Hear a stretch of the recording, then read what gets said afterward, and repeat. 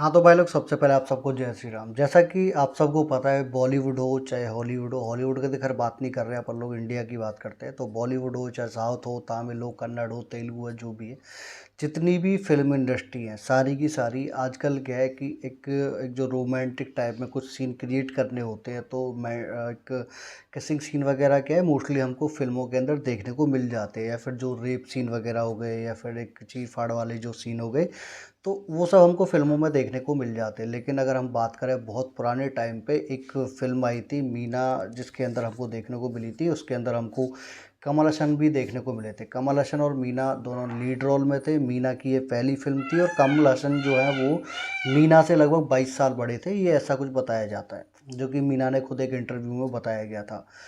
अभी उनकी जो मूवी, उन्होंने पहली फ़िल्म जब उन्होंने साइन की तो उनको पहले ही बता दिया गया था कि आपका एक ना किसिंग सीन है फ़िल्म के अंदर, वो कमल हसन के मतलब साथ होगा।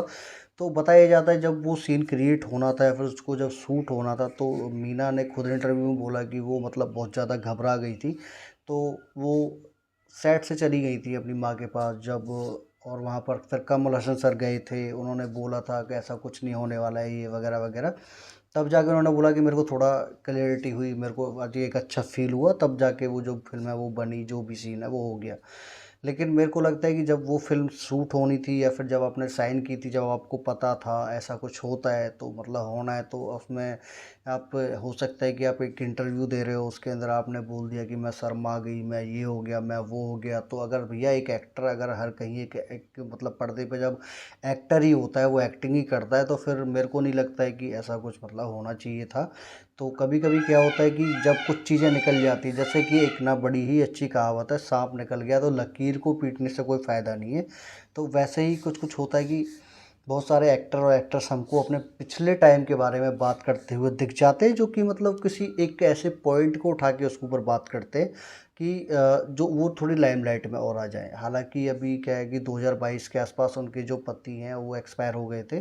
उसके बाद में रजनीकांत सर के जो दामाद हैं अपने धनुष, उनका एक जो सिलसिला था वो उठा था कि वो तलाक लेने वाले हैं अपनी घरवाली से, यानी रजनीकांत सर की लड़की से। तो उस टाइम पे मीना का जो कनेक्शन है वो धनुष के साथ जोड़ा गया था, लेकिन मीना ने उसको हालांकि साफ साफ मना कर दिया उस टाइम पे भी और इस टाइम पे भी। तो मतलब कभी कभी ये मेरे को ऐसा लगता है कि ये जो कुछ चीज़ें होती है वो कुछ ज़्यादा हो जाती हैं, मतलब सोच समझ के बोलना चाहिए, मेरे को ऐसा लगता है। क्योंकि अगर उस टाइम पे वो मूवी कर रही थी और एक जो सेट था वो पूरा का पूरा बना हुआ था, उनको पता था कि भाई ये सीन होना है, तो फिर उन्होंने फ़िल्म साइन ही क्यों की? अगर उनको पता था, मतलब पता था और उनको करना नहीं था।